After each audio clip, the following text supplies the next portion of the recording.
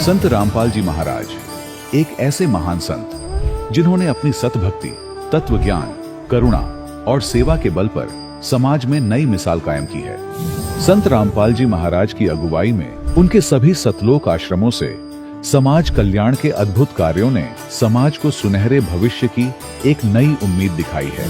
संत रामपाल जी महाराज से नाम दीक्षा लेने के बाद लाखों लोगों की लाइलाज बीमारियां जैसे कैंसर, एड्स आदि ठीक हुई। संत जी के ज्ञान से प्रेरित होकर उनके अनुयायियों ने लाखों यूनिट रक्तदान किया। संत जी ने लाखों बहन बेटियों का दहेज मुक्त विवाह करवाया।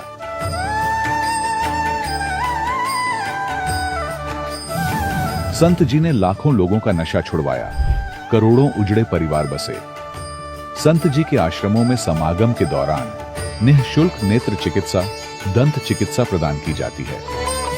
संत रामपाल जी महाराज द्वारा समय समय पर पर्यावरण संरक्षण के उद्देश्य से बड़े स्तर पर वृक्षारोपण किया जाता है।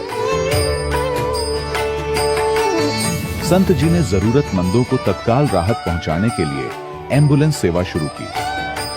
संत जी अपने अनुयायियों को देहदान के लिए प्रेरित करते हैं, जिससे मानवता की सेवा और चिकित्सा क्षेत्र में सुधार हो सके। संत रामपाल जी महाराज के सभी आश्रमों में हर रोज निःशुल्क भंडारा आयोजित किया जाता है, जहां हर वर्ग, हर जाति और हर धर्म के लोग एक साथ बैठकर भोजन करते हैं।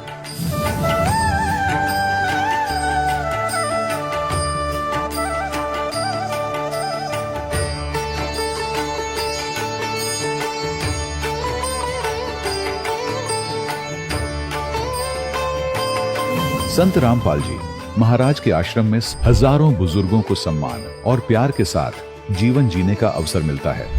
उनके खाने, रहने और स्वास्थ्य की पूरी जिम्मेदारी संत रामपाल जी महाराज उठाते हैं। अनाथ बच्चों के लिए संत रामपाल जी महाराज के सभी आश्रम किसी वरदान से कम नहीं। यहाँ उन्हें शिक्षा, संस्कार और भविष्य के लिए बेहतर अवसर प्रदान किए जाते हैं। चाहे बाढ़ हो, भूकंप या महामारी, संत रामपाल जी महाराज और उनके अनुयायी हमेशा ही जरूरतमंदों के लिए सबसे आगे खड़े रहते हैं। कोविड महामारी के दौरान संत रामपाल जी महाराज के आश्रमों से करोड़ों लोगों के लिए भोजन, दवाइयां और जीवन रक्षक सामग्रियां उपलब्ध कराई गई। चाहे गरीब की मदद हो या किसी शोषित और पीड़ित वर्ग के हक और सम्मान की लड़ाई, संत रामपाल जी महाराज ने हमेशा ही उनकी दबी आवाज को सरकारों तक पहुंचाया है और उन्हें उचित न्याय दिलवाने में अहम भूमिका अदा की है।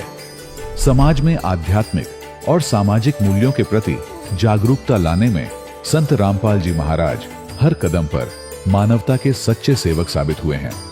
संत रामपाल जी महाराज का जीवन हमें सिखाता है कि सच्ची सेवा वही है जो निस्वार्थ भाव से की जाए।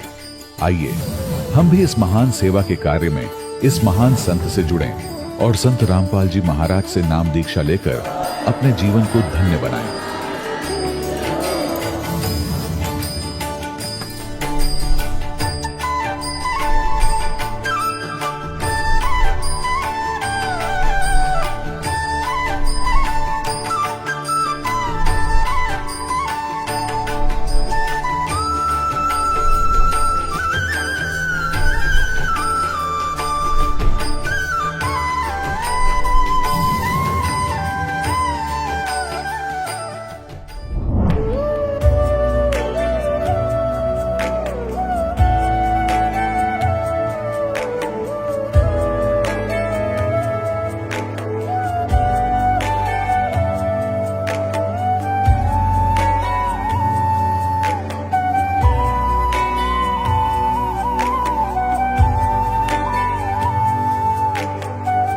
गीता में अर्जुन को स्वयं भगवान कह रहे हैं कि उस परमेश्वर की शरण में जा, उसके लिए उन संतों के पास जा जो तत्वदर्शी हो।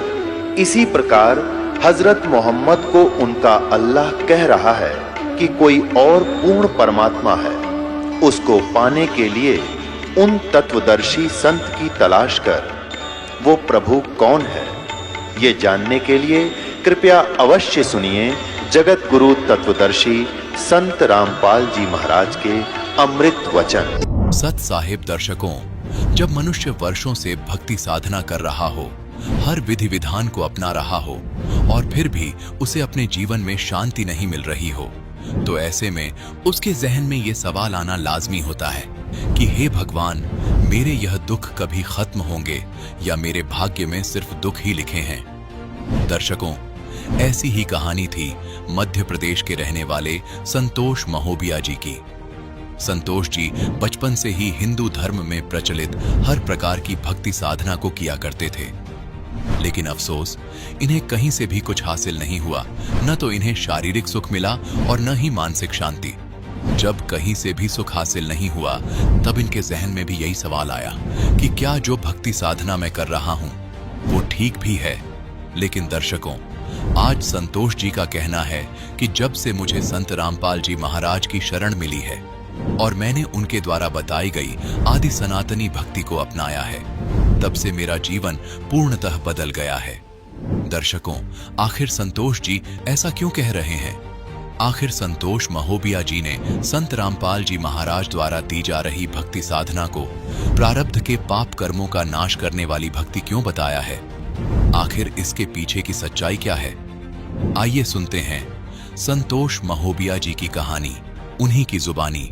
सर नमस्कार। नमस्कार सर। सर क्या नाम है आपका? सर मेरा नाम संतोष महोबिया है। संतोष जी कहाँ से आए हैं आप? मैं गौरैया घाट जबलपुर जिले से हूँ सर, मध्य प्रदेश से। सर क्या करते हैं आप? सर मेरा प्राइवेट जॉब है। सर संत रामपाल जी महाराज जी की शरण में आने से पहले आप क्या भक्ति साधना करते थे? संत रामपाल जी महाराज जी की शरण में आने से पहले हम हनुमान जी की पूजा किया करते थे और दत्तात्रेय भगवान की पूजा किया करते थे, जो कि एक संप्रदाय में हम थे, श्री समर्थ आध्यात्मिक प्रसादिक सेवा समिति रेवदंडा, महाराष्ट्र में। जी। तो सर जिस संस्था के साथ आप जुड़े हुए थे, उन्होंने आपको क्या भक्ति विधि बताई? जी, वहाँ हम दत्तात्रेय भगवान की पूजा किया करते थे और उन्होंने हमें मंत्र भी दिया था, ओम नमो भगवते वासुदेवाय और ओम श्री गुरु दत्तात्रेय श्रीपाशी वल्लभाय नमः, 2 मंत्र दिए थे। उन्हीं मंत्रों का हम जाप किया करते थे। तो उस पूजा को करते हुए सर हम 15 साल हमने वहाँ पे पूजा की। सर आपने अपने जीवन के 15 साल लगातार एक धार्मिक संस्था में दिए हैं और इसके साथ ही आप देव देवताओं की भक्ति भी करते थे, तो सर उन पूजाओं का, उन साधनाओं का क्या आपको कोई विशेष लाभ भी मिला? सर लाभ तो कोई विशेष नहीं मिला, पर मन में इच्छा थी कि शायद ये भक्ति करके हमें मोक्ष मिलेगा और हमारे जो सबकी एक जो इच्छा होती है कि रोटी कपड़ा और मकान की व्यवस्था हो, पर ऐसा कुछ हमें वहाँ नहीं लाभ हुआ। नहीं सर, आपने 15 साल तक का इंतजार क्यों किया जब आपको कोई लाभ ही नहीं मिल रहा था? सर जी 15 साल इसलिए लगा कि हम ये इच्छा थी कि शायद हमें मोक्ष मिलेगा और कुछ लाभ भी होंगे, पर जैसे ही हमें संत रामपाल जी महाराज जी का ज्ञान हमने सुना, तो जब ज्ञान से हमने तुलना की तो हमें यह ज्ञात हुआ कि वहाँ तो मोक्ष मिलना तो दूर, कोई छोटे मोटे लाभ भी होना संभव नहीं था, क्योंकि वह साधना शास्त्रों के विरुद्ध थी, शास्त्र के अनुकूल नहीं थी। सर जैसा कि आपने बताया कि पहले जो आप देव देवताओं की पूजा कर रहे थे वो शास्त्रों के विरुद्ध साधना थी, तो हमारा सवाल सर आपसे ये है कि जो हिंदू धर्म में सैकड़ों वर्षों से चली आ रही साधना है, उनके ऊपर आप प्रश्न चिन्ह खड़ा कर रहे हैं कि उन साधनाओं को करने से, उन पूजाओं को करने से किसी भी व्यक्ति को कोई विशेष लाभ नहीं मिलेगा। तो सर क्या जो हमारे पूर्वज सैकड़ों सालों से जो पूजा करते आ रहे थे, क्या वो भी सही नहीं थी? सच्चाई तो यही है सर जी कि अगर शास्त्र के विरुद्ध उपासना कर रहे हैं या पूजा कर रहे हैं तो मोक्ष तो मिलना संभव नहीं है और लाभ भी नहीं मिल सकते, क्योंकि हमारा जो पूजा विधि है और जो कर रहे हैं वो बिल्कुल अलग है, गलत है। सर आपने संत रामपाल जी महाराज द्वारा दी गई शास्त्रों के अनुसार भक्ति की, तो हमारा सवाल आपसे ये है कि संत रामपाल जी महाराज द्वारा दी गई शास्त्रानुकूल भक्ति करने के बाद आपके जीवन में क्या बदलाव आए? जी, मुझे सबसे पहले तो आध्यात्मिक लाभ हुआ, जो कि हम अपना समय व्यर्थ कर रहे थे, क्योंकि शास्त्र के अनुकूल भक्ति ना करके हमें मोक्ष तो नहीं मिल सकता था। लेकिन जैसे ही हम संत रामपाल जी महाराज जी की शरण में आए, उनके बताए हुए अनुसार शास्त्र अनुकूल भक्ति करके हमें आध्यात्मिक लाभ मिला, हमारे मानव जीवन सार्थक होने का एक रास्ता मिला। सर जी, और मुझे ये शारीरिक लाभ भी हुआ, क्योंकि मेरे शरीर में दोनों किडनी के तरफ 6 mm की पत्थरी थी, जो कि मैंने डॉक्टरों को दिखाया। दवाई करने के बाद भी मुझे आराम नहीं लगा, दवाई खाने के बाद भी अधिक दर्द होता था, असहनीय दर्द होता था। लेकिन जब से संत रामपाल जी महाराज जी से नाम दीक्षा ली और उनके बताए अनुसार भक्ति साधना करने से मेरे जो पथरी का दर्द था वो एकदम ठीक हो गया और अब एकदम नहीं के बराबर सा हो गया है। और मुझे आर्थिक लाभ भी हुआ भगत जी कि मेरे पास एक समय यह था कि साइकिल पे चलाने लायक भी मैं नहीं था, साइकिल भी मेरे पास नहीं होती थी।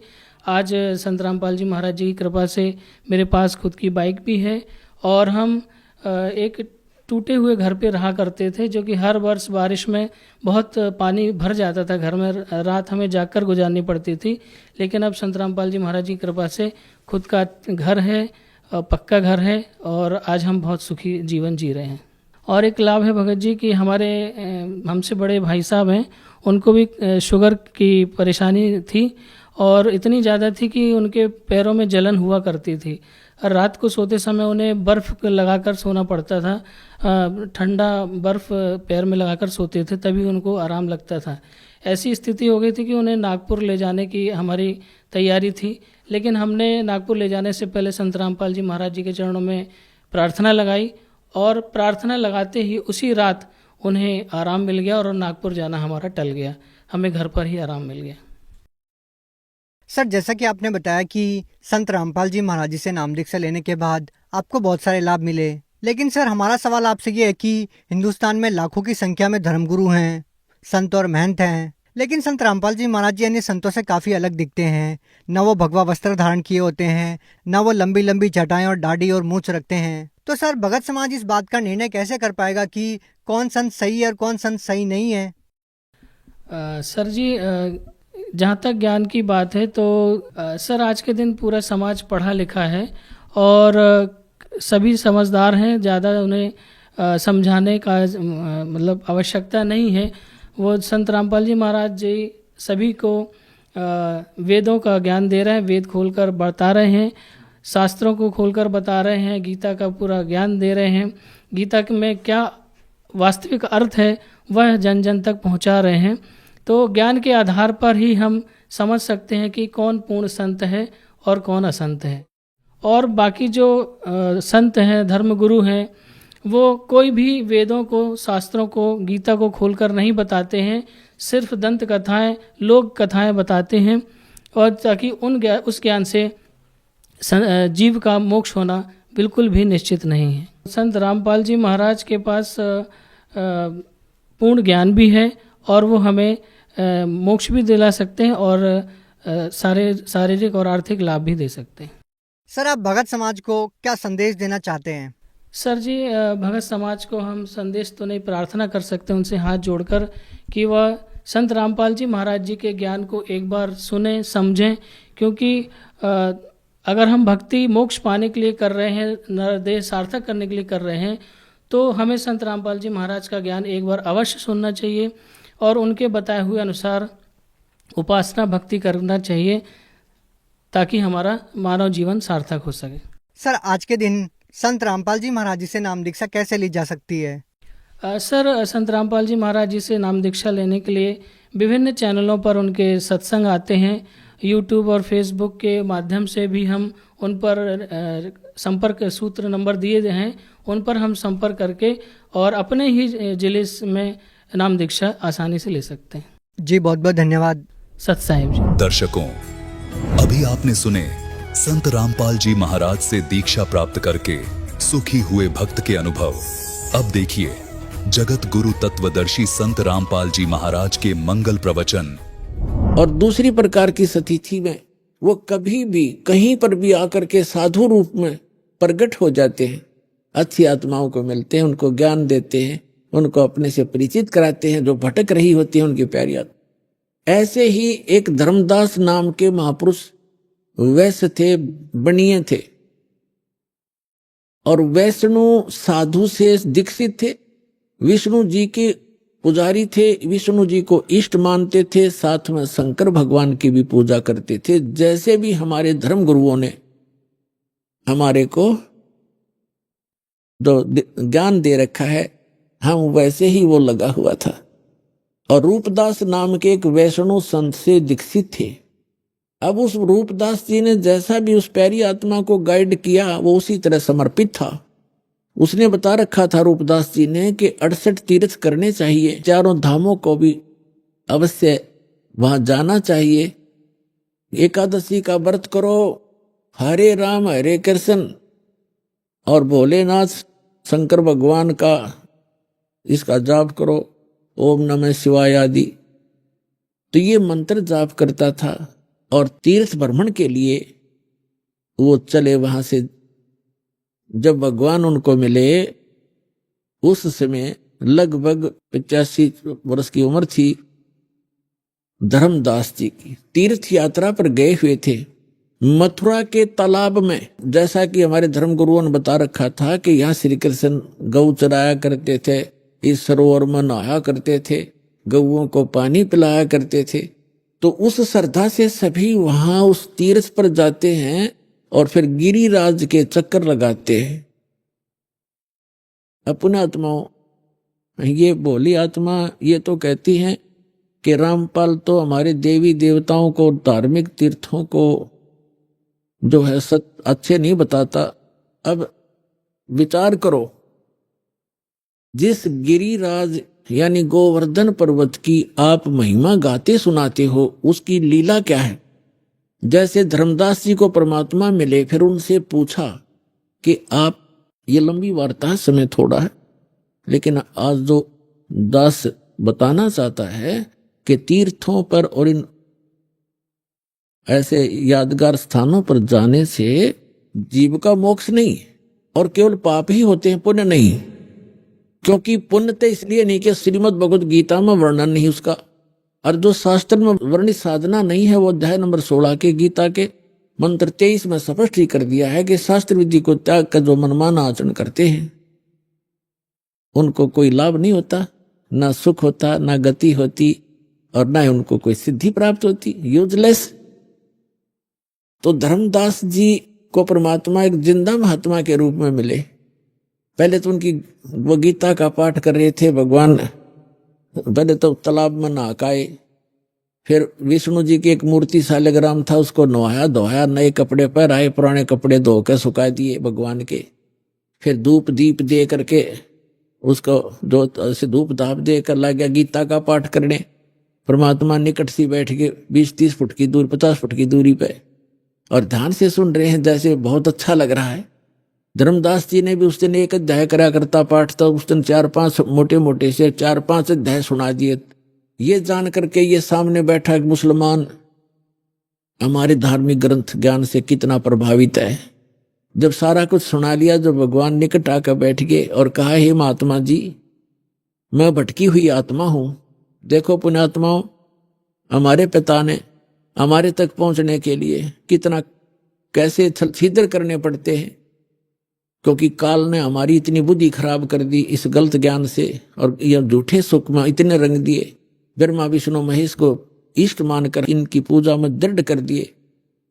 तो अपने आप को एक दास कहते हैं, अज्ञानी कहते हैं, और उस जीवात्मा को विद्वान कहते हैं, महापुरुष कहते हैं और महाराज कहते हैं, क्योंकि वो वैष्णव परंपरा से दीक्षित हो गया था और चौथे आश्रम में चल रहा था, सन्यास ले चुका था लगभग, यानी सन्यास का मतलब भगवान की भक्ति में ही ज्यादा रहता था। तो उसको कहते हैं भगवान के, हे महाराज जी, मुझे कुछ ज्ञान सुना, आपका बहुत अच्छा ज्ञान लग रहा था मुझे, लेकिन मैं समझ नहीं पा रहा था। तो फिर लगा धर्मदास जी ने बताया कि 68 तीर्थ करने चाहिए, रामकृष्ण का जाप करना चाहिए, ओम नमः शिवाय का जाप, यानी भगवान शिव की भक्ति करनी चाहिए। तो भगवान ने कहा कि मुझे आप अपना दीक्षा दे दो, मुझे, मैं कुछ भक्ति कर लूं। तो धर्मदास जी ने कहा कि मैं दीक्षा देने का अधिकारी नहीं हूं और ऐसे कोई दीक्षा देने से कोई लाभ नहीं होता। मैं आपको अपने गुरुजी रूपदास जी से मिला दूंगा, आप उनसे दीक्षा ले लेना। और बगैर किसी आज्ञा से, अधिकारी से, ना दीक्षा लेने वाले को लाभ, देने वाले को पाप गणा, मैं नहीं कर सकता ऐसी गलती। तो तब तक परमात्मा ने कहा कि मेरी कुछ शंकाओं का समाधान कर दो, ताकि मैं आपके गुरुजी के पास जाकर दीक्षित हो सकूं। तब क्या बताने लगा धर्मदास के, हम कोई जीव हिंसा नहीं करते, हम तो वैष्णव साधु हैं, हम मांस वास नहीं खाते। तो परमात्मा ने कहा कि देखो आप यहाँ क्या क्रिया की आपने, कि गिरिराज का एक पूरा चक्कर लगाया मैंने, इस गोवर्धन का चक्कर लगाया है और आज यहाँ रुका हूं। और इस भगवान के ये धाम है, ये तीर्थ है मथुरा का, इसमें स्नान किया है। इसमें स्नान करने से बड़ा पुण्य होता है, बड़े इसमें लाभ होता है, मोक्ष होता है। और गिरिराज का जो चक्कर लगाने से जीव का कल्याण होता है। परमात्मा बोले कि आप गीता को सत्य मानते हैं? हाँ जी मानता हूं। आप नाम क्या जपते हो? हरे राम हरे कृष्ण कृष्ण कृष्ण हरे हरे, राधे राधे श्याम मिला दे। क्या ये मंत्र गीता जी में है? कि नहीं, जो गुरु मंत्र दे दे उसी से लाभ होगा। गीता अध्याय नंबर 16 के श्लोक नंबर 23 में लिखा है कि शास्त्र विधि को त्याग कर, आप ही पढ़ रहे थे अभी, भगवान ने कहा जो मनमान आचरण करते, अपनी मनमर्जी मनमुखी जो मंत्र जाप करते हैं वो यूजलेस है, ना उनको सुख होता है, ना कोई गति होती है, ना उनको कोई सिद्धि प्राप्त होती है। आप तो गीता को पढ़ते हो, करते हो इसके विपरीत हो, आप विधान तोड़ रहे हो। और गीता का ज्ञान किसने बोला? महात्मा परमात्मा ने कहा कि श्री कृष्ण जी ने बोला। अच्छा, श्री कृष्ण कौन है? कि विष्णु जी। विष्णु जी की मृत्यु होती है कि नहीं? हो तो अजरो अमर है, वो परमात्मा सर्वशक्तिमान। अच्छा, गीता जी का ज्ञान दिया, श्री विष्णु कहो चाहे श्री कृष्ण कहो, आपके शब्दों में। हाँ जी, हाँ जी। तो गीता अध्याय नंबर 4 के श्लोक नंबर 5 और 9 में आप ही पढ़ रहे थे। ये खुद कहता गीता ज्ञानदाता कि मेरे और तेरे अर्जुन बहुत जन्म हो चुके, तू नहीं जानता, मैं जानता हूं। दूसरे अध्याय के 12वें श्लोक में आपने पढ़ा, यानी परमात्मा ने ये संकेत में बताया कि अभी आप पढ़ रहे थे, वो खुद कह रहा है कि मेरी जन्म मृत्यु होती है। ये 10 श्लोक बता रहा है आपको। और 10वें अध्याय के दूसरे श्लोक में कहा कि मेरी उत्पत्ति को ना ये देवता जानते। स्वतब हो गया, एकदम जैसे सुन हो जाकर। और आप कहते ये अजरो अमर है। और ये खुद कहता 18वें अध्याय के 62वें श्लोक में कि यदि तूने पूर्ण मोक्ष चाहिए तो उस परमेश्वर की शरण में जा, उसकी कृपा से तो परम शांति को, सनातन परम धाम को प्राप्त होगा। वो परमात्मा कौन है उसके बारे में बताओ मुझे, तब मैं दीक्षा लूं तुम्हारे से। तो नाराज हो गया कौन? धर्मदास। के तू आप तो हमारे देवी देवताओं को हे बताते हो, आप तो मुसलमान हो इसलिए। परमात्मा बोले मैं नहीं बताता, आप ये बताइए मुझे कि ये गिरिराज की आपने परिक्रमा की, ये कथा सुना दे मुझे। धर्मदास जी ने सुनाया ने, एक बार ना यहां देवी देवताओं की पूजा हुआ करती थी और भगवान कृष्ण ने यह कहा कि इन देवी देवताओं की पूजा बंद करो, इंद्र की पूजा भी बंद कर दो, केवल एक परमात्मा की भक्ति करो।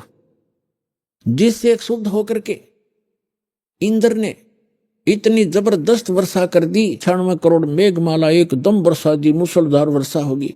तो भगवान कृष्ण ने इस गिरिराज को उठा लिया था हाथ पे और सारे ब्रज की रक्षा कर ली। सारा इंद्र बरस लिया, सारा वर्षा हो ली, कई खूब मुसलधार, लेकिन एक बूंद भी नीचे नहीं आने दी। इस गोवर्धन के ऊपर ही सोख दी भगवान ने। परमात्मा बोले थारी बुद्धि ले गए चोर। अब तेरे कृष्ण जी कहने लग रहे देवी देवताओं की पूजा मत करो, देवताओं के मुखिया इंद्र की भी पूजा छुड़वाई उन्होंने, और तम इन देवताओं के चपट रहे। और फिर मैं देवताओं की थारी बेइज्जती करता हूं।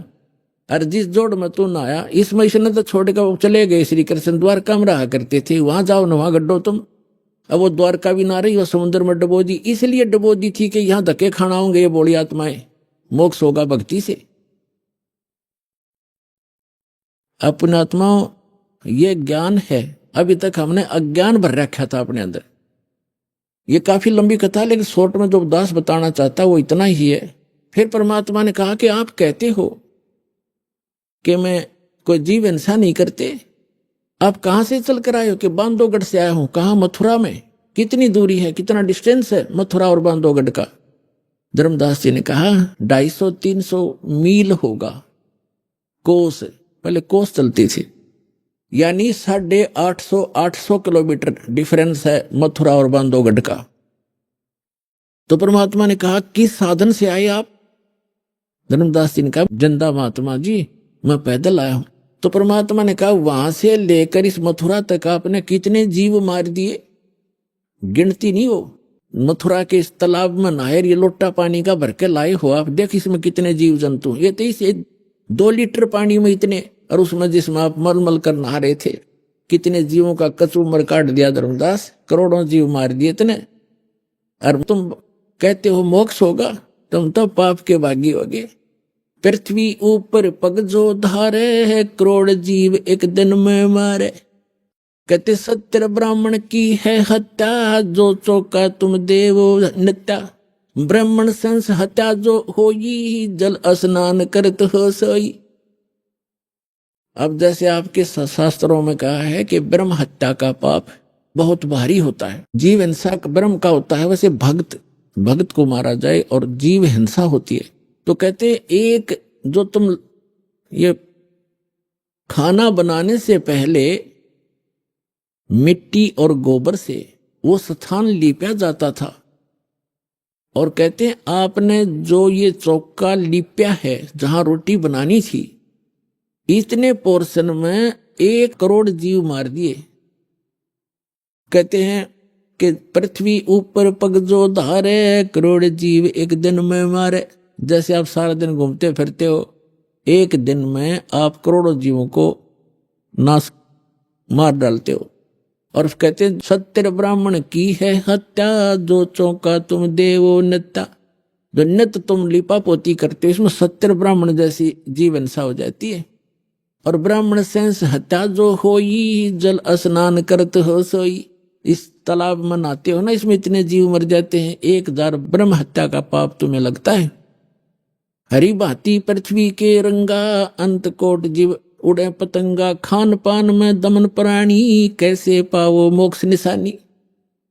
तुम खाते हो पीते हो, इसमें भी जीव मरते हैं। आटा गूंदते हो, इसमें भी मरते हो। पोछा लगाते हो, इसमें भी मरते हैं। और तुम कहता है हम जीव हिंसा नहीं करते। अपनात्मा कहने का भाव ये है दास का कि उस तीर्थ पर जाने और आने में आपने जो पाप जीव मारे वो तो आपके बैड अकाउंट में, और पुण्य एक भी को नहीं, क्योंकि वो सदग्रंथों के विपरीत साधना है। शास्त्र विधि को त्याग कर वो मनमाना आचरण है।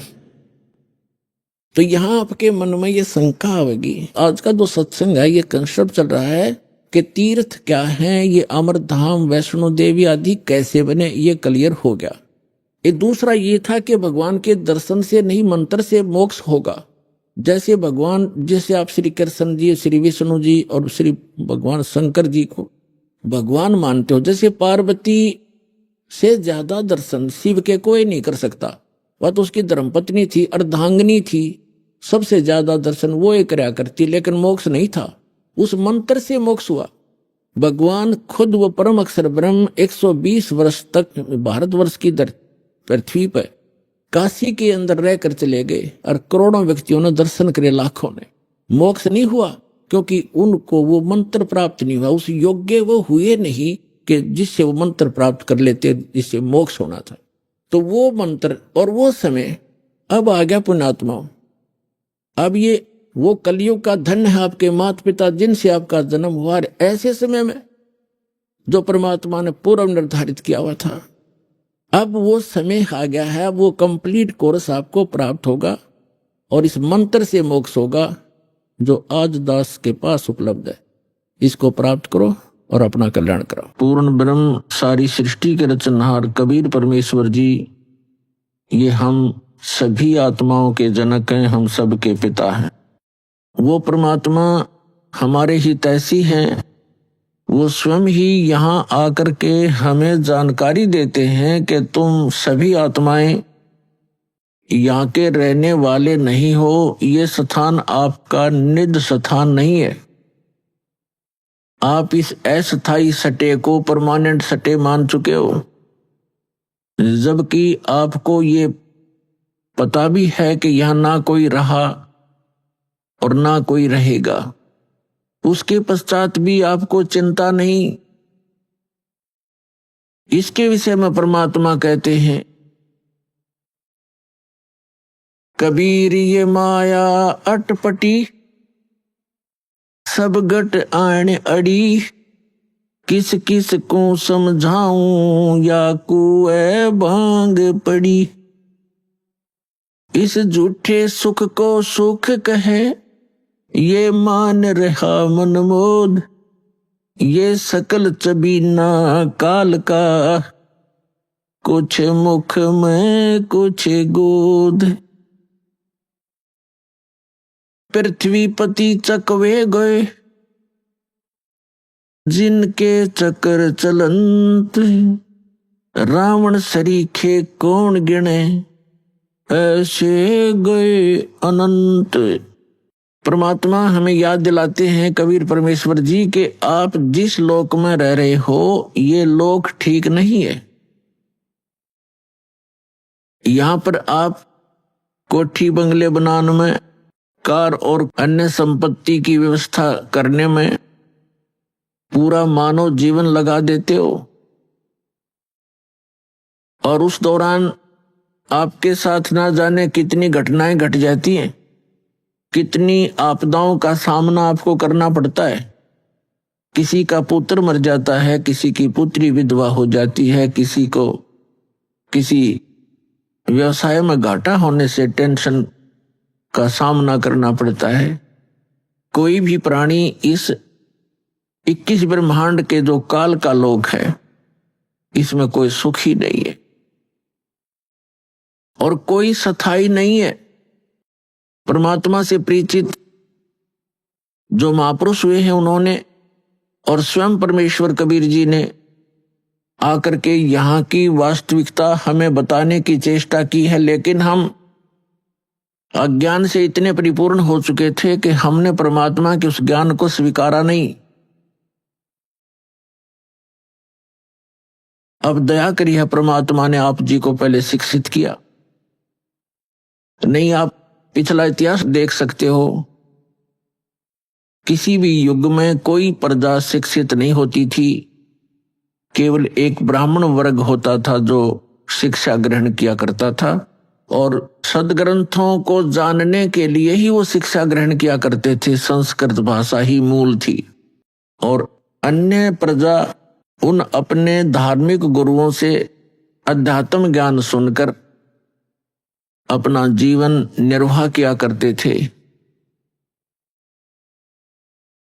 तो अब आपको शिक्षित किया इसलिए कि जिन सदग्रंथों को आप सत्य मानते थे, हमारे धर्मगुरु उन्हीं सदग्रंथों के विपरीत ज्ञान दिया करते थे।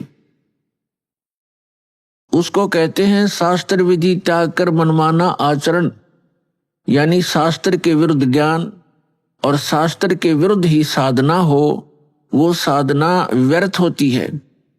इसका प्रमाण है श्रीमद् भगवत गीता अध्याय नंबर 16 के श्लोक नंबर 23 और 24 में। 23 श्लोक में कहा है कि अर्जुन, जो शास्त्र विधि को त्याग कर मनमाना आचरण करते हैं, अर्थात जो सदग्रंथों में वर्णित ज्ञान और उसका समाधान साधना उसको ना करके अपने मनमुखी मंत्र, मनमुखी आरतियां करते हैं, जैसे ओम जय जगदीश हरे, स्वामी जय जगदीश हरे, जय गणेश देवा, ये इस तरह की जो आरतियां हैं ये हमारे सदग्रंथों में नहीं है। सदग्रंथों की पहचान भी आपको बताएंगे, सदग्रंथ कौन कौन से हैं, और बहुत बार पहले भी आपको सदग्रंथों के जानकारी दी है कि मूल सदग्रंथ कौन कौन से हैं जो गॉड गिवन है, और जो ऋषि मुनियों के बनाए ग्रंथ हैं वो कौन कौन से हैं। वो पुराण हैं, उपनिषद हैं, और गॉड गिवन कौन से सदग्रंथ हैं, जो चारों पवित्र वेद, पवित्र श्रीमद् भगवत गीता और पवित्र सूक्ष्म वेद जो complete God given, complete spiritual knowledge है, पूर्ण परमात्मा के द्वारा दिया हुआ संपूर्ण अध्यात्म ज्ञान है, वो सूक्ष्म वेद है। उस सूक्ष्म वेद को हमारे धर्मगुरु समझ नहीं सके, इस दास पर दया करी है उस सूक्ष्म वेद को समझने और समझाने की। तो जो सदग्रंथों के विपरीत साधना करते हैं वो शास्त्र विधि को त्याग कर मनमाना आचरण है। सदग्रंथ आपको बताई दिया, सूक्ष्म वेद, पवित्र चारों वेद, पवित्र श्रीमद् भगवत गीता। इसके अतिरिक्त जो सदग्रंथ हैं वो किसी ऋषि मुनि के दिए हुए ग्रंथ हैं। यदि वो वेदों से मेल खाते हैं वो ज्ञान तो सही है, उसके अतिरिक्त जो ज्ञान उनके अंदर है वो उनका अपना है, वो यथार्थ ज्ञान नहीं है। तो यहां गीता अध्याय नंबर 16 श्लोक 23 में कहा कि शास्त्र विधि को त्याग कर जो मनमाना आचरण करते हैं, मनमानी साधनाएं करते हैं, उनको न तो कोई सुख होता है, न कोई उनको सिद्धि प्राप्त होती है, और न ही उनकी गति होती है, अर्थात व्यर्थ, यूजलेस। तो क्या फायदा ऐसे डले डोण का जिससे कोई लाभ ही नहीं होना हो। तो इसलिए श्रीमद् भगवत गीता अध्याय 16 के 24वें श्लोक में तुरंत कहा है, इससे तेरे लिए अर्जुन कर्तव्य और अकर्तव्य की व्यवस्था में सदग्रंथ ही प्रमाण है। यानी सदग्रंथों को आधार मानकर जो संत साधना बताता हो उसी को स्वीकार कीजिए, अन्य शास्त्र विरुद्ध साधना बताने वालों को तुरंत त्याग दीजिए। वो अपना भी जीवन नष्ट कर रहे हैं और श्रद्धालुओं को भी मिसगाइड कर रहे हैं। तो जिन महापुरुषों को परमात्मा मिले, क्योंकि परमात्मा के गुणों में वेद प्रमाणित करते हैं कि वो परमेश्वर स्वयं अपने निज स्थान से चलकर आता है। परमात्मा परमेश्वर ऊपर के लोक में रहता है, सत्यलोक में, और वहां से चलकर आते हैं सहशरीर, यहां अन्य रूप धारण कर लेते हैं और अच्छी आत्माओं को मिलते हैं जो दृढ़ भक्त होते हैं, उनको उपदेश देते हैं, यथार्थ ज्ञान समझाते हैं और फिर अपने से परिचित कराते हैं। सतलोक अपने निज स्थान ले जाकर उनको वापस छोड़ते हैं। और वो परमात्मा 3 सतिथि में हमारी केयर टेक करते हैं, हमारी देखभाल करते हैं। एक रूप में वो स्वयं रहते हैं सतलोक के अंदर, वहां भी नर आकार हैं, और यहां आते हैं तो भी परमात्मा नर आकार ही होते हैं। तो सतलोक में जो परमात्मा के शरीर की स्थिति है वो मनुष्य दृश्य है, मनुष्यवत है। उनके शरीर का जो तेज है नूर है। एक रोमकूप में, एक रोम कहते हैं बाल को, एक रोम में करोड़ सूर्य करोड़ चंद्रमा, इन दोनों की मिलीजुली रोशनी हो, उनका जो तेज हो, परमात्मा की एक बाल की इतनी रोशनी है, तो फिर शेष बॉडी की कितनी होगी, अंडरस्टूड है। ये तो वहां परमात्मा एक रूप में ऐसे रोल करते हैं ओवरऑल कंट्रोलर और ओवरऑल क्रिएटर के रूप में वहां विराजमान है। वो परमात्मा जो बनारस में, काशी में धानक रूप में, जुल्हा रूप में यहां रहे थे अभी कलयुग में, सन 1398 से और सन 1518 तक 120 वर्ष रहे थे। वही परमात्मा उस असंख्य ब्रह्मांड के कंट्रोलर के सिंहासन पर विराजमान है, उस तख्त पर विराजमान है। उसके विषय में आंखों देखा उन महापुरुषों ने बताया है, जिनको परमात्मा मिले और सचखंड लेकर गए, फिर वापस छोड़ा। आदरणीय गरीबदास साहिब जी उनमें से एक महापुरुष हैं। उन्होंने कहा कि अनंत कोट ब्रह्मांड का एक रति नहीं भार, और सतगुरु पुरुष कबीर हैं ये कुल के सर्जनहार। हम सुल्तानी नानक तारे दादू को उपदेश दिया, जात जुलाहा भेद नहीं पाया, वो काशी माहे कबीर हुआ। ये काशी में जुलाहा रूप में जो रहे थे परमात्मा, ये असंख्य ब्रह्मांड के स्वामी हैं। हम इनको पहचान नहीं सके क्योंकि हमने परमात्मा की परिभाषा ही गलत सुन रखी है। कोई निराकार बताता है, कोई साकार कहता है, तो श्री राम और कृष्ण, विष्णु और शंकर भगवान तक हमारी बुद्धि सीमित कर रखी थी। इसलिए हम लाल को पहचान नहीं सके। हम 10 के नोट की भी कदर जानते हैं, हम 100, 500 और 1000 के नोट को भी खूब पहचानते हैं, लेकिन हम लाल से परिचित नहीं हैं। आज भी परिचित नहीं है। यदि यहाँ कोई लाल डाल दिए जाएं, आप उनको छोड़कर चले जाओगे, और 1000 का नोट पड़ा हो तुरंत उठाओगे। चाहे किसी का ये भी कहो कि भी किसका है देखिएगा, किसी का हो तो ले लीजिए, आपको उसकी कदर है, लाल का पता नहीं।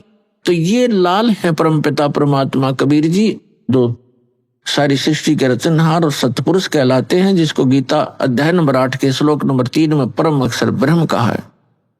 और ये अन्य जितने भी देव हैं, कोई 1000 का नोट है, कोई 500 का, कोई 10 और 20 और 50 100 का, तो इनको तो आप अच्छी तरह ग्रहण कर लेते हो, लेकिन एक लाल आपको मिल जाए तो इन 1000 के नोटा की गिनती अनार आपके पास कितने हो जाएंगे, उसी से मिल जाएंगे वो।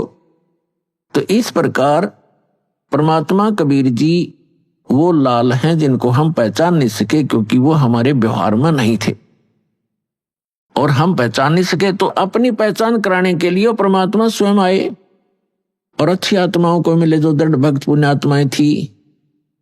आप देख सकते हो जिन महापुरुषों को परमात्मा मिले उस समय, आज से 200 वर्ष पहले, 250 वर्ष पहले गरीबदास जी आए थे सन 1717 में, और संवत 1774 में उनका आविर्भाव हुआ था, जन्म हुआ था।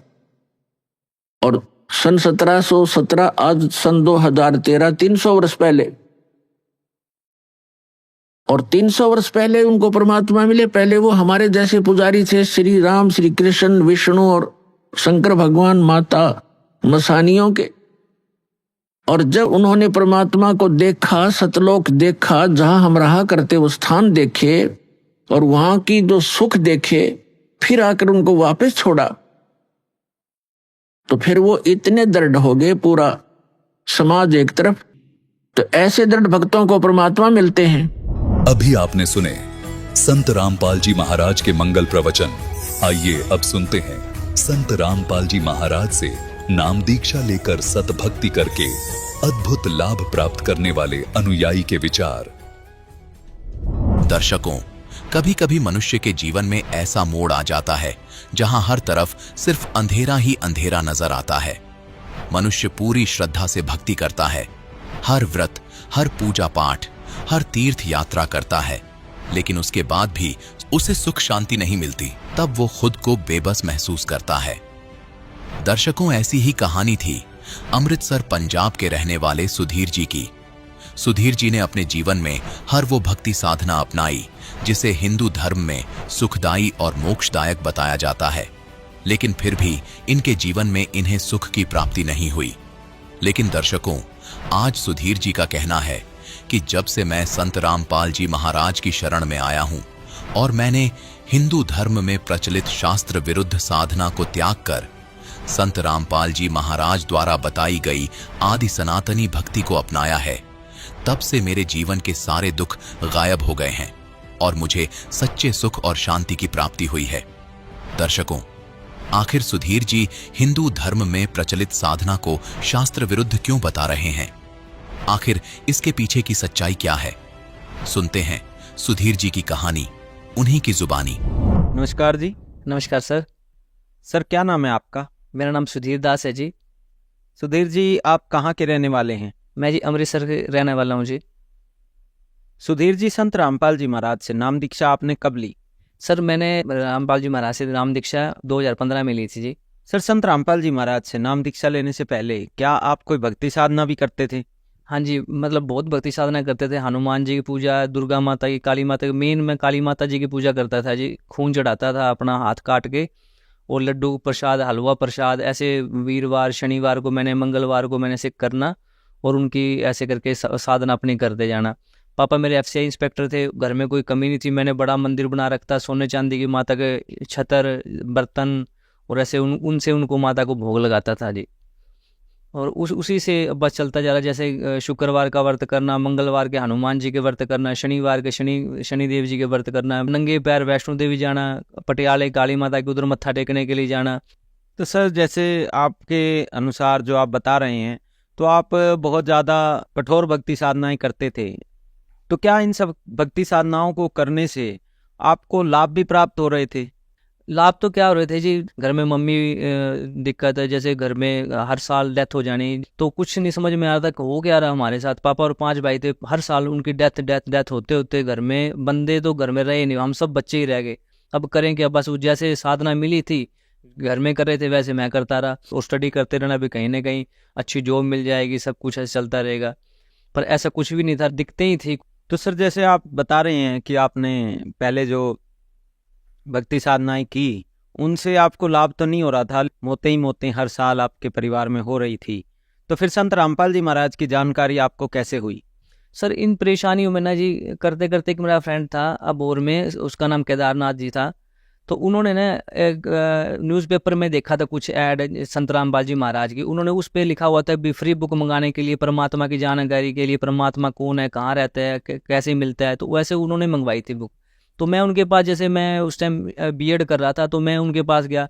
अब स्टडी लाइन में था, तो उन्होंने बोला कि ऐसे ऐसे करके यार ये बुक देख ऐसे। मैं बोला यार ऐसा कुछ भी नहीं है, काली माता से बड़ा कोई नहीं है। उन्होंने भोलेनाथ जी को जो पैरों में दबा लिया है तो उनसे बड़ा कौन होगा।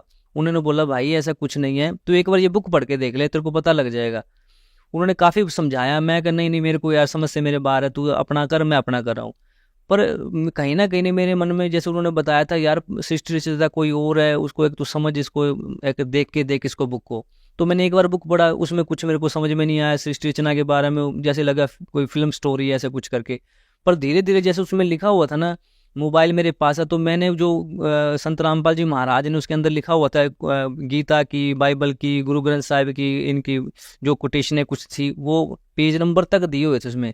तो मैंने मोबाइल में वो डाउनलोड करके मैंने वो देखा ना, तो एकदम मतलब मेरा हक्का बक्का, मतलब मैं हो गया भी यार जो संत रामपाल जी महाराज बोल रहे हैं वो सेम चीज इनमें है। और हम लोग कौन सी भक्ति साधनाएं कर रहे हैं, मूर्ति पूजा हम कर रहे हैं, पितृ पूजा हम कर रहे हैं, भूतों की पूजा हम कर रहे हैं। तो हो क्या रहा, जोगानंद माता को पूज रहे हैं, जाके चौक में जाके ऐसे रख दो जी, आपका ये काम हो जाएगा। पर कोई ऐसा फायदा नहीं हुआ। मैंने उस दोस्त को बोला, मैं कि यार एक बार मेरे को ना थोड़ा और इनके बारे में थोड़ा बता। उन्होंने बोला यार मैं कुछ नहीं बता सकता, आप ना ऐसे ऐसे करके यूट्यूब पे इनके ना ये सत्संग आते हैं, आप सत्संग सुनो एक बार। सर जी मैं ना सिर्फ वो सत्संग 5-7 सत्संग सुने होंगे। वो सत्संग सुन के ना मैं हैरान हो गया यार, मैं किस दुनिया में घूम रहा था। मैं पढ़ा लिखा बीएड कर रहा हूँ, पढ़ा लिखा इंसान, और कैसे मैं इस चक्कर में हूँ। फिर मैंने खुद गीता को स्टडी किया, संत जी रामपाल जी महाराज से उनको मैंने मैच किया। तो मैंने बोला यार मेरे को ना यार नाम दीक्षा दुआओ यार, मैंने नाम दीक्षा लेनी है। उस टाइम अबोर के अंदर ना मलोट के पास में गांव है, मैं उनके पास गया, रामपाल जी महाराज से नाम दीक्षा लीजिए।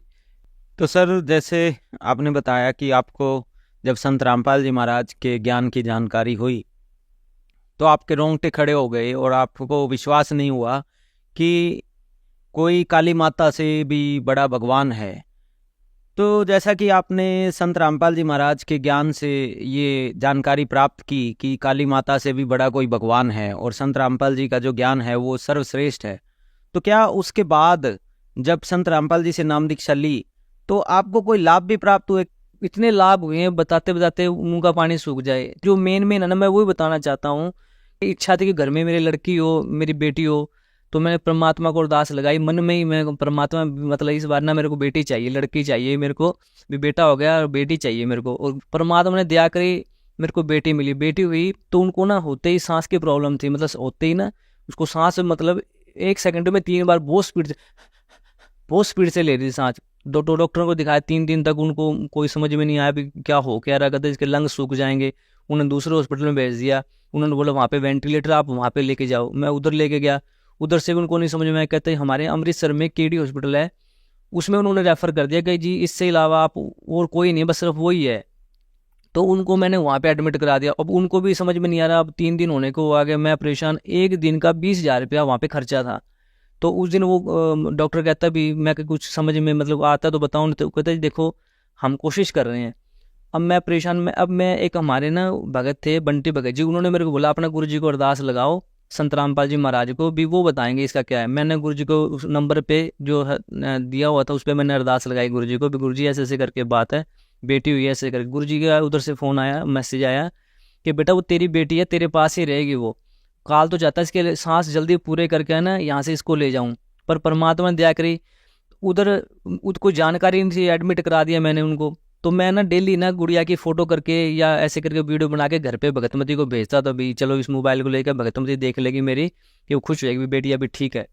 तो ऐसे जब मैं वीडियो बना रहा था, उधर एक डॉक्टर आया, उसने कहता है, मैंने उस पर मैसेज उस पर फ़ोन के ऊपर संत रामपाल जी महाराज की फ़ोटो लगाई हुई थी। तो डॉक्टर ने बोला यार आप इनको मानते हो? मैं कहा हाँ जी। कहता आपके इधर एक और भी हमारे एक डॉक्टर है इधर, संत रामपाल जी महाराज का शिष्य है, तो वो आप उनसे मिले एक बार। तो मैं अब खुश हो गया, भी चलो शुक्र है भी इतने बड़े हॉस्पिटल में कोई तो है भी जो हमारा मेरी कोई हेल्प करने के लिए ऐसे कुछ होएगा। तो केडी हॉस्पिटल में अपने शमशेर सिंह नाम के एक हमारे एक भगत थे, तो मैं उनको बोला भी शाम को उनकी ड्यूटी है, शाम को आप उनसे मिलना। मैं शाम को उनको मिला, उनको मैं कहा भगत जी ये सच साहिब, वो कहता सच साहिब जी। मैं कहा भगत जी ऐसे करके, वो ममता नाम की बेटी मेरी है, और ऐसे ऐसे करके वो कहा भगत जी आपने उनको अमृत जल पिलाया उनको। मैं कहा भगत जी 3 दिन तो उधर 3 दिन इधर हो गए, अभी तक मैंने अमृत जल नहीं पिलाया, और ये देखो जेब में पा के घूम रहा हूँ मैं। तो भगत जी उन्होंने ना मतलब 2 सिरिंज लेके ना उसको फूड पाइप की जहाँ पे मतलब वो लगी हुई थी, पाइप लगी हुई थी, तो उन्होंने फूड पाइप से उसके अंदर 2 सिरिंजें उसकी अमृत जल की डाल दी। अब डाली तो भगत जी कहाँ पे 18-19 हज़ार पर TLC DLC इन्फेक्शन बढ़ी हुई थी। भगत जी रात में सुबह तक ना उसकी इन्फेक्शन नॉर्मल पे 12 हज़ार पे आ गई उसकी। भगत जी इतना बड़ा चमत्कार था, मैं देख के ना हैरान हो गया।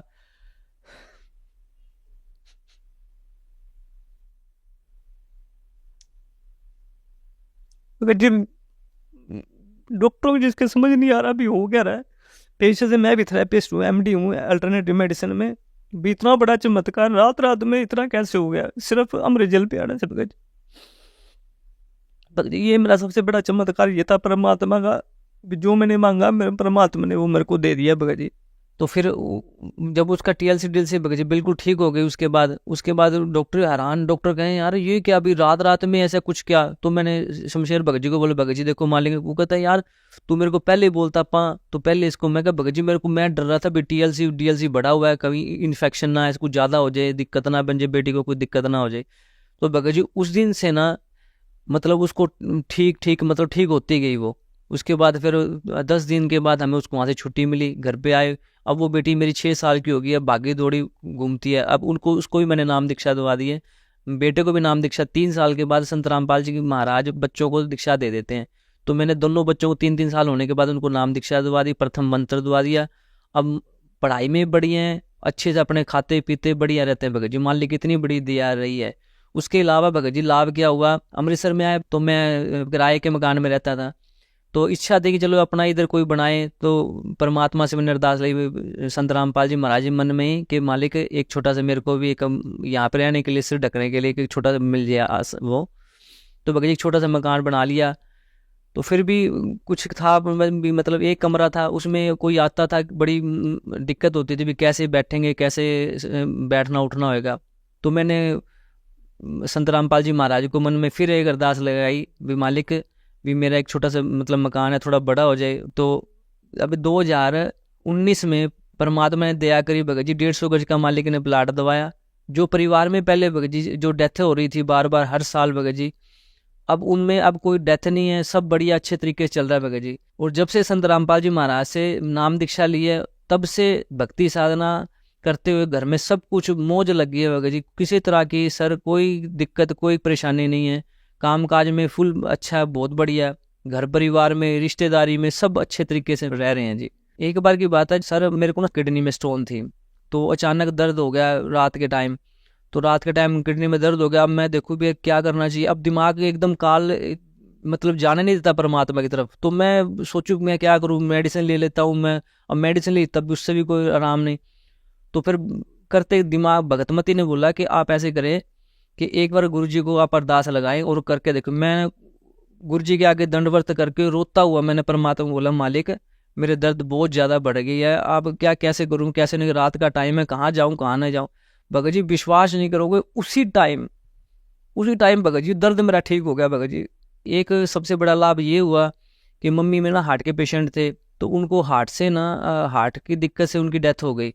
अब मेरे को ये था कि जैसे टेंशन घर में, अब सारी जिम्मेवारी आ गई। अब मैं सोचूं यार कैसे क्या सिस्टम बनना है कैसे नहीं होना, तो टेंशन मैं भी लेता। मैं कि यार मम्मी को हार्ट है, कभी मेरे को कोई ऐसा कुछ ना हो जाए। अब सोचते सोचते सो गया। अब सुपने में संत रामपाल जी महाराज आते हैं, आके कहते अरे यार तू समझ मतलब टेंशन किस चीज़ की लेने तूने, मैं हूँ ना।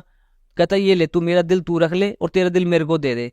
और भगत जी आप विश्वास नहीं करेंगे, जब मैं उठाना ऐसे ना मेरे हार्ट बड़ा स्पीड से चल रहा और अलग सी की फीलिंग थी, जैसे ना अलग सी खुशबू आसे पासे आ रही थी और अलग सा एक मतलब हरा भरा ऐसे दिख रहा था। तो सर आपने बताया कि जब संत रामपाल जी महाराज से आपने नाम दीक्षा ली, उसके बाद आपके परिवार में खुशियाँ हो गई, आपकी जो बेटी थी उसको संत रामपाल जी ने जीवन दान दिया, उसके अलावा आपको आर्थिक लाभ भी हुआ, आपका खुद का मकान जो है अमृतसर में बन गया।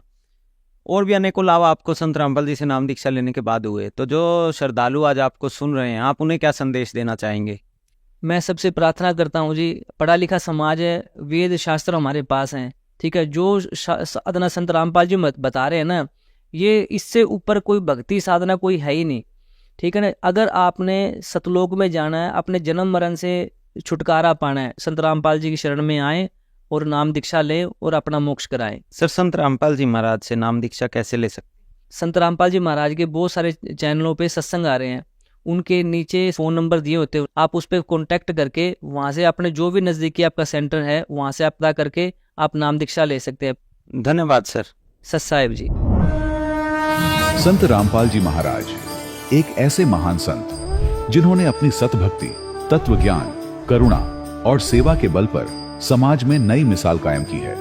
संत रामपाल जी महाराज की अगुवाई में उनके सभी सतलोक आश्रमों से समाज कल्याण के अद्भुत कार्यों ने समाज को सुनहरे भविष्य की एक नई उम्मीद दिखाई है। संत रामपाल जी महाराज से नाम दीक्षा लेने के बाद लाखों लोगों की लाइलाज बीमारियां जैसे कैंसर, एड्स आदि ठीक हुई। संत जी के ज्ञान से प्रेरित होकर उनके अनुयायियों ने लाखों यूनिट रक्तदान किया। संत जी ने लाखों बहन बेटियों का दहेज मुक्त विवाह करवाया।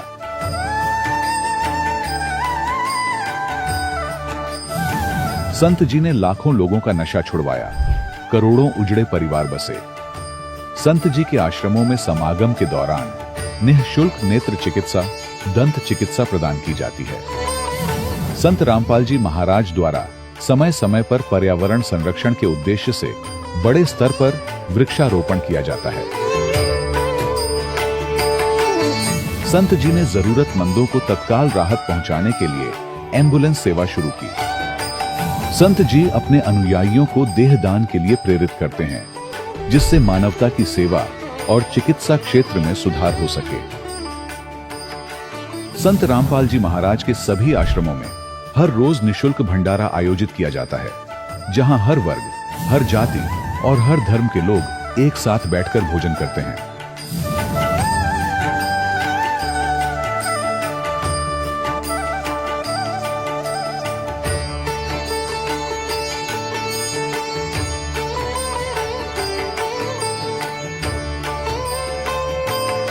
संत रामपाल जी महाराज के आश्रम में हजारों बुजुर्गों को सम्मान और प्यार के साथ जीवन जीने का अवसर मिलता है। उनके खाने, रहने और स्वास्थ्य की पूरी जिम्मेदारी संत रामपाल जी महाराज उठाते हैं। अनाथ बच्चों के लिए संत रामपाल जी महाराज के सभी आश्रम किसी वरदान से कम नहीं। यहाँ उन्हें शिक्षा, संस्कार और भविष्य के लिए बेहतर अवसर प्रदान किए जाते हैं। चाहे बाढ़ हो, भूकंप या महामारी, संत रामपाल जी महाराज और उनके अनुयायी हमेशा ही जरूरतमंदों के लिए सबसे आगे खड़े रहते हैं। कोविड महामारी के दौरान संत रामपाल जी महाराज के आश्रमों से करोड़ों लोगों के लिए भोजन, दवाइयां और जीवन रक्षक सामग्रियां उपलब्ध कराई गई। चाहे गरीब की मदद हो या किसी शोषित और पीड़ित वर्ग के हक और सम्मान की लड़ाई, संत रामपाल जी महाराज ने हमेशा ही उनकी दबी आवाज को सरकारों तक पहुंचाया है और उन्हें उचित न्याय दिलवाने में अहम भूमिका अदा की है। समाज में आध्यात्मिक और सामाजिक मूल्यों के प्रति जागरूकता लाने में संत रामपाल जी महाराज हर कदम पर मानवता के सच्चे सेवक साबित हुए हैं। संत रामपाल जी महाराज का जीवन हमें सिखाता है कि सच्ची सेवा वही है जो निस्वार्थ भाव से की जाए। आइए हम भी इस महान सेवा के कार्य में इस महान संत से जुड़ें और संत रामपाल जी महाराज से नाम दीक्षा लेकर अपने जीवन को धन्य बनाएं।